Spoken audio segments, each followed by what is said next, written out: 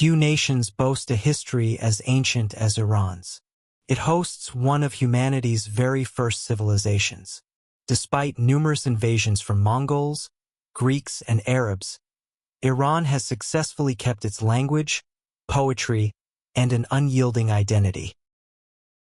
This video presents the 5,000-year journey of Iran.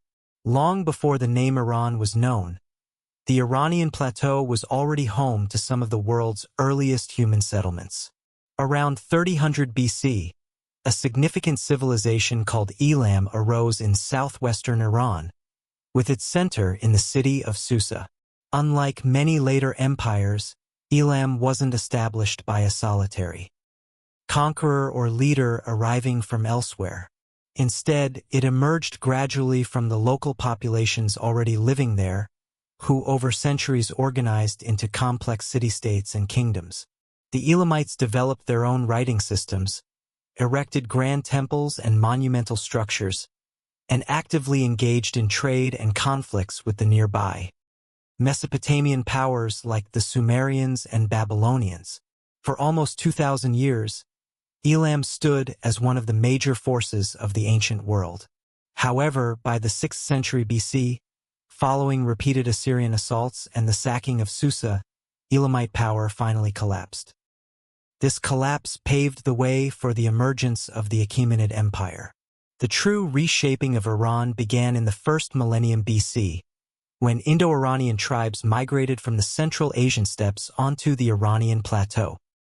Over time, these migrating groups settled across the plateau and progressively formed new societies.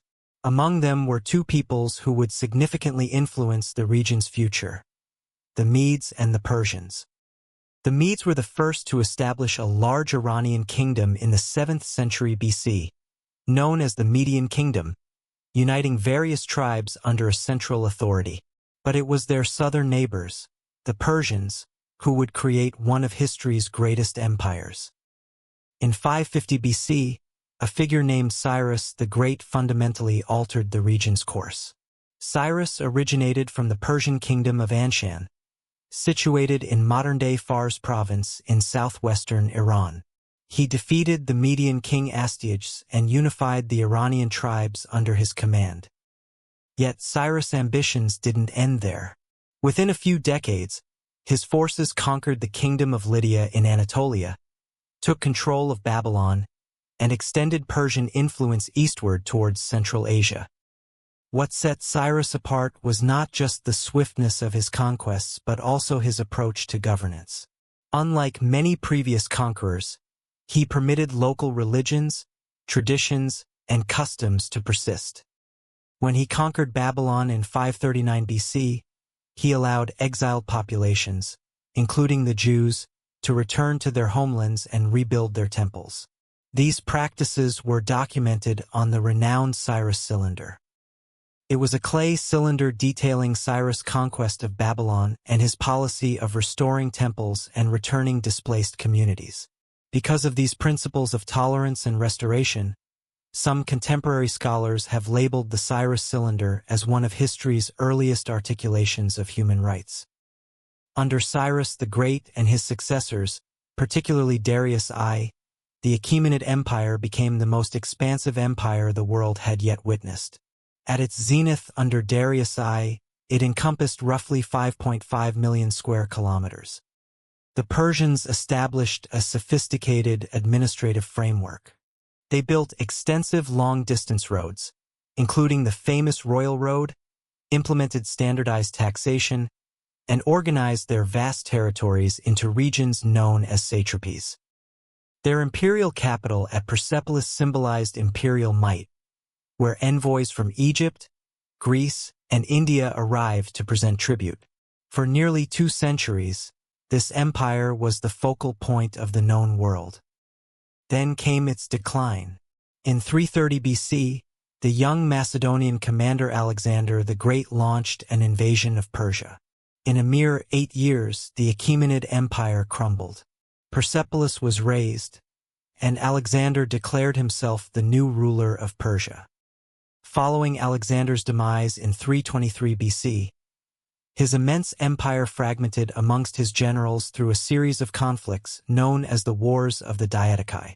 Persia eventually fell under the control of the Seleucid Empire, founded by Seleucus I Nicator. For close to a century, the Seleucids governed a significant portion of Iran. Greek cities were established, Greek language and culture disseminated, and the region became integrated into a vast Hellenistic world, extending from the Mediterranean to Central Asia. Nevertheless, this foreign dominion remained precarious. The Seleucid rulers struggled to assert control over their distant eastern territories, and indigenous Iranian traditions and identities persisted beneath the surface. By the mid-3rd century BC, a new Iranian power began to emerge in the northeast, which would eventually found the Parthian Empire. The Parthians were initially nomadic Iranian people called the Parnai from Central Asia. They settled in the region of Parthia in northeastern Iran and progressively expanded their influence. Their ascent began around 247 BC when Arsaces I established an independent kingdom by exploiting the Seleucid Empire's diminishing hold on its eastern territories. They named themselves the Arsacid dynasty, and over the subsequent century, they grew to govern the entire Iranian plateau and Mesopotamia. The Parthian Empire became Rome's principal eastern adversary for centuries. They blocked Roman expansion and maintained control over crucial trade routes, including sections of what would later be termed the Silk Road. Parthian governance was decentralized, relying on noble families and regional autonomy. It preserved Iranian traditions while incorporating influences from both the East and the West. Then, in 224 AD, another significant shift occurred. A Persian nobleman named Ardashir overthrew the last Parthian monarch Artabanus IV and established the Sasanian Empire. Under the Sasanians, Iran once again became a highly centralized and formidable state. Zoroastrianism was designated the official religion, and Persian art, architecture, and scholarship experienced a golden age. The Sasanians engaged in lengthy and taxing wars against the Roman and later the Byzantine empires. The Sasanian-Roman wars spanned more than 400 years. The final and most devastating conflict took place from 602 to 628 AD, severely depleting the economic and human resources of both empires. It was at this critical juncture that a new power emerged from Arabia. Commencing in the 630s, Muslim Arab armies advanced into Sasanian territories. In the decisive confrontations at Qadisiyah and Nahavand, the Persian army suffered defeat. The last Sasanian king, Yazdijerd III, fled eastward and was assassinated in 651 AD, signifying the end of the empire. With the empire's collapse, Iran gradually became integrated into the expanding Islamic world.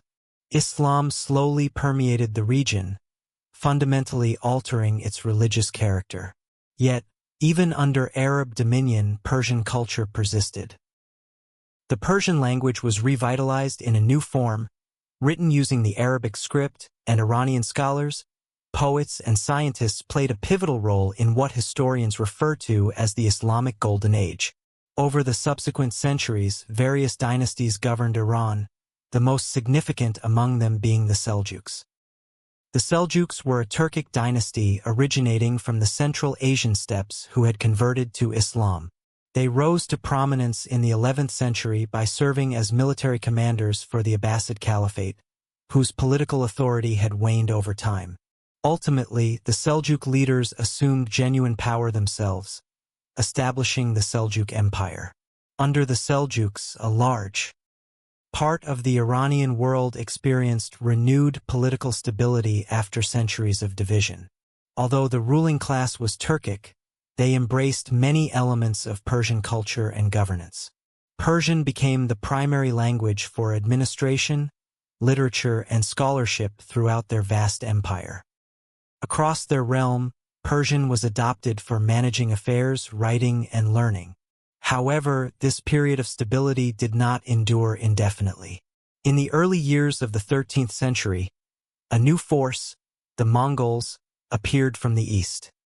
Starting in the 1220s, Mongol armies rapidly advanced across Central Asia and into Iran, causing immense destruction. They annihilated entire urban centers, resulting in a massive number of fatalities. Nevertheless, even this devastating event did not permanently disrupt Iran's cultural lineage. By the middle of the 13th century, Hulagu Khan established a new governing entity in the region, which became known as the Ilkhanate. The region was subsequently known as the Ilkhanate. Over the passage of time, the rulers of Mongol descent progressively embraced the customs of the territories they governed. Many of them adopted Islam, integrated Persian administrative practices, and provided support for Persian intellectuals and artists. The initial Ilkhanid leader to convert to Islam was Takuta, but the true transformation occurred in 1295 when Ghazan Khan embraced the faith and proclaimed Islam as the official religion of the Ilkhanate. From that point forward, the Mongol rulers in Iran increasingly adopted Islam and Persian cultural norms. However, the Ilkhanate itself did not last forever. Following the passing of Abu Sa Bahadur Khan in 1335, the Ilkhanate started to disintegrate. Lacking a strong successor, competing Mongol commanders and indigenous ruling families vied for authority over the territory. Consequently, Iran once again fragmented into multiple smaller territories, governed by contending entities such as the Jalarids, the Muzaffarids, and other regional dynasties. For several decades, no single power managed to unify the Iranian plateau. This era of political division persisted until the late 14th century, when a new conqueror emerged from Central Asia. Timur initially rose to prominence as a skilled military leader amid the political unrest that followed the dissolution of the Mongol Chagatai Khanate. Through a combination of strategic alliances and persistent military campaigns, he systematically defeated rival tribal chiefs and ultimately founded the Timurid Empire. While his military expeditions were frequently destructive, and numerous Iranian cities endured severe hardship during his invasions, the Timurid era later evolved into a significant period of cultural renewal. Timur and his successors became patrons of Persian scholars, architects, and artists. Cities such as Samarkand and Herat flourished, becoming prominent centers for Persian literature, architecture, and science. Nevertheless, the Timurid Empire gradually weakened throughout the 15th century as opposing factions engaged in power struggles. Once again, Iran fragmented into smaller principalities governed by rival lineages and tribal confederations. Widespread political instability affected the region, creating an environment conducive to the emergence of a new power. Then, in 1501, a pivotal event irrevocably altered Iran's national identity. A young chieftain named Ismail I established the Safavid Empire. Following the formation of the Safavid Empire, Ismail I officially declared Twelver Shia Islam as the state religion. This declaration starkly differentiated Iran from its predominantly Sunni neighboring nations, particularly the formidable Ottoman Empire. Even as the Iranian populace embraced this new religious doctrine, they tenaciously maintained their ancient cultural heritage. This dual identity, characterized by Persian culture and Shia religion, would ultimately become a defining aspect of Iran. Under the Safavids, especially during the rule of Shah Abbas I, Iran experienced a phase of cultural and economic revitalization. The capital city of Isfahan was redeveloped into one of the most stunning urban centers of the early modern period, renowned for its magnificent mosques and impressive public plazas. Commerce thrived, artistic and architectural achievements reached unprecedented levels, and the Safavid state firmly solidified the groundwork for contemporary Iranian identity. However, by the start of the 18th century, Safavid authority began to wane due to internal corruption, financial challenges, and external pressures. This decline ultimately resulted in invasions and widespread political turmoil. For a short duration, the brilliant military leader Nader Shah reinstated Iranian strength in the mid-18th century, even initiating a celebrated expedition to India and seizing the riches of Delhi. Yet, his empire dissolved shortly after his demise. During the late 18th century, the Qajar dynasty ascended to power and established a new monarchy in Iran. By this juncture, however, influential European powers were extending their reach across Asia. The Russian Empire started advancing southward, annexing territories in the Caucasus, while the United Kingdom aimed to control southern Iran to safeguard its colonial interests in India. While Iran was never formally subjugated, it increasingly found itself caught between these competing global powers. Foreign concessions, political coercion, and economic exploitation weakened the central government. By the early 20th century, the discovery of oil further amplified foreign intervention, which led to a popular uprising. The uprising in 1906, known as the Persian Constitutional Revolution, was sparked by foreign intervention. The populace compelled the Shah to issue a constitution and establish a national assembly. For the first time in Iran's extensive history, citizens held hope for a government bound by law rather than absolute autocratic rule, but this did not materialize. The rival empires of the United Kingdom and the Russian Empire were apprehensive of a strong, independent Iran. With their backing, the Shah suppressed the movement, plunging the nation back into instability. This period of instability persisted until 1925, when a former military official, Reza Shah, seized control and founded the Pahlavi dynasty. Reza Shah was determined to modernize Iran. He constructed railways, strengthened the military, and established modern educational institutions and universities. In 1935, he officially renamed the country Iran, signifying Land of the Aryans.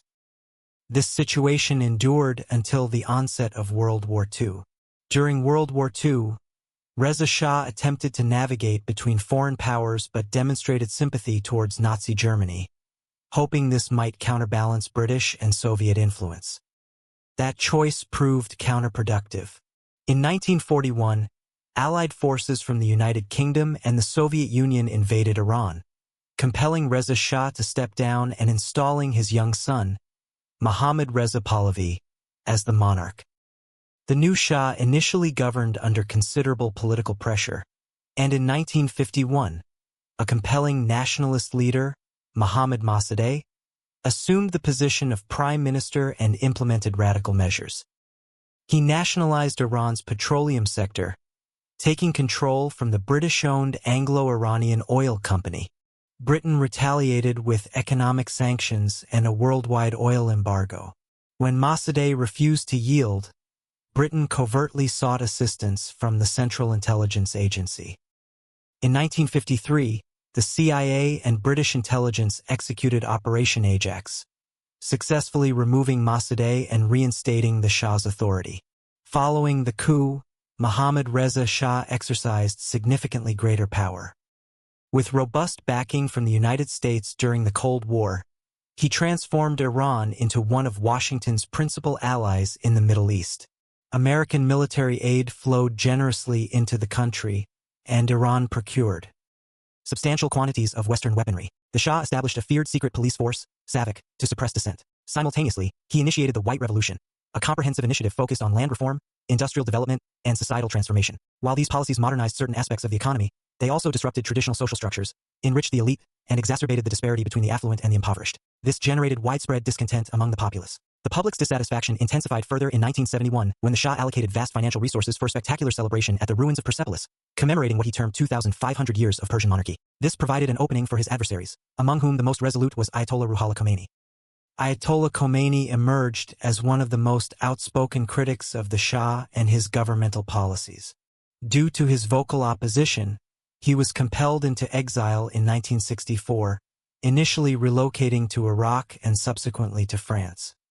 From his place of exile, he continued to exert influence over events within Iran, as his addresses were recorded and surreptitiously transported back on cassette tapes. A large quantity of Western weaponry. The Shah established SAVAK, a notorious secret police force, to suppress dissent. Concurrently, he initiated the White Revolution, a broad initiative involving land restructuring, industrial growth, and societal shifts. Though these measures modernized certain sectors of the economy, they also disturbed the established social order, benefited the wealthy, and increased the disparity between the affluent and the impoverished. This fostered discontent among the populace. Such discontent was further heightened in 1971 when the Shah expended vast fortunes to host a magnificent festival at the ancient site of Persepolis, commemorating what he proclaimed as 2,500 years of Persian rule. This provided a chance for those who opposed him, with Ayatollah Ruhollah Khomeini being the most resolute among them. Ayatollah Khomeini emerged as one of the most outspoken detractors of the Shah and his government's actions. Due to his strong opposition, he was compelled to leave the country in 1964, initially residing in Iraq and later in France. From his place of exile, he continued to shape developments within Iran, as his addresses were captured and secretly returned via cassette recordings. He painted the Shah as a tyrant reliant on American backing, advocating for an Islamic system rooted in fairness, sovereignty, and aid to the less fortunate. His discourse steadily gained traction, and by 1978, the demonstrations had escalated into a countrywide upheaval.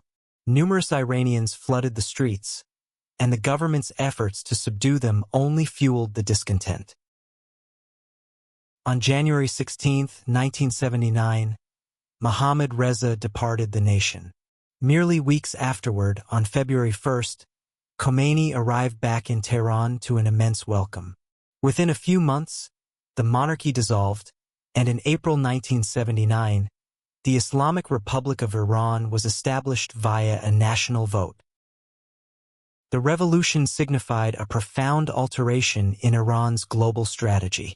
Under Khomeini, Iran embraced the concept of independence from both superpowers, rejecting alliances with both the United States and the Soviet Union. Diplomatic ties with Washington crumbled following the Iran hostage situation, initiating decades of friction and animosity. Merely a year subsequent, Iran found itself embroiled in a calamitous conflict. In 1980, Saddam Hussein launched an invasion of Iran, commencing the 8-year Iran-Iraq War. The confrontation resulted in substantial loss of life and economic hardship, concluding in 1988 with no significant territorial shifts. Following Khomeini's passing in 1989, leadership transferred to Ali Khamenei. Under his governance, Iran maintained a reserved yet frequently antagonistic posture towards the West. While continuing to resist American influence in the region, Iran also pursued selective diplomatic engagement when needed. A notable illustration was the Iran Nuclear Accord, intended to reduce penalties in return for restrictions on Iran's atomic capabilities. Nevertheless, discord persisted, particularly after the United States withdrew from the pact in 2018. By the middle of the 2020s, the relationship between Iran and the United States remained strained, characterized by intermittent disputes and minimal diplomatic interaction. The two nations commenced discussions at the close of 2025, but the situation worsened anew subsequent to Khamenei's demise in 2026.